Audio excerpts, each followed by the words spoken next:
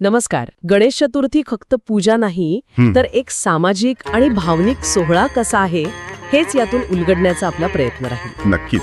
आणि सुरुवातच बघा ना किती महत्वाची आहे. गणरायाच्या स्वागताचा दिवस, आनंदाचा दिवस, एकदम थेट. बरोबर आहे. आणि मग लगेच गणपतीची ओळख येते, विघ्नहर्ता आणि बुद्धीशी देणगी देणारा.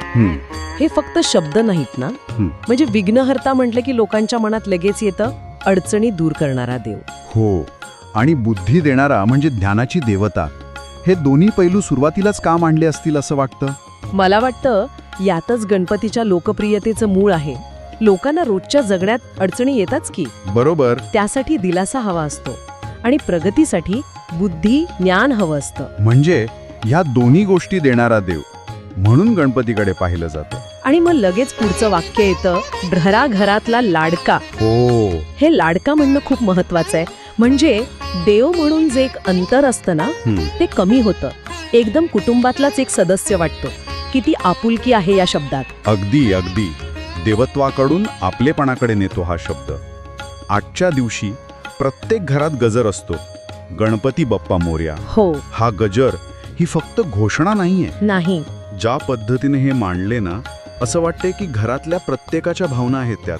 उत्साह आहे, ती सगळी सामूहिक ऊर्जा आहे. एकात्मतेचा आवाजच जणू. बरोबर. आणि पुढे एक महत्वाचा मुद्दा येतो की हा उत्सव फक्त घरापुरता किंवा वैयक्तिक श्रद्धेपुरता नाहीये.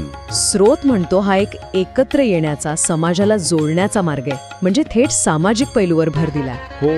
आणि हे फक्त सांगून थांबत नाहीये. पुढचं वाक्य बघा किती प्रभावी आहे. कोणतं? मंडपात, घरात, गावोगाव सगळीकडे भक्तीचा आणि मैत्रीचा सुगंध दरवळतो. ओहो, सुगंध. हो.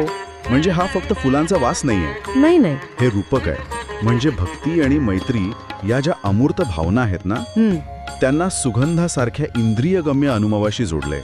जणू काही ती पॉझिटिव्हिटी वातावरणात आहे आणि ती फील करता येते. खरंच. आणि सगळ्यात महत्वाचं म्हणजे काय? तो लोकांना फक्त जुन्या परंपरा जपायला नाही सांगत, तर भविष्यात सकारात्मक बदल घडवण्यासाठी प्रेरणा पण देतो.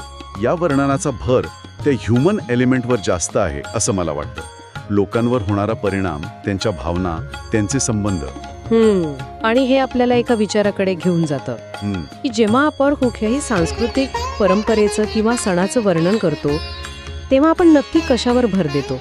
फक्त विधी आणि नियमांवर, की त्यामागच्या भावना, सामाजिक परिणाम, त्यातून मिळणारी ऊर्जा? बरोबर. या स्रोताने जो मार्ग निवडलाय तो आपल्याला विचार करायला लावतो की एखाद्या परंपरेचं खरंच सार लोकांपर्यंत कसं पोहोचवता येईल, नाही का? अगदी.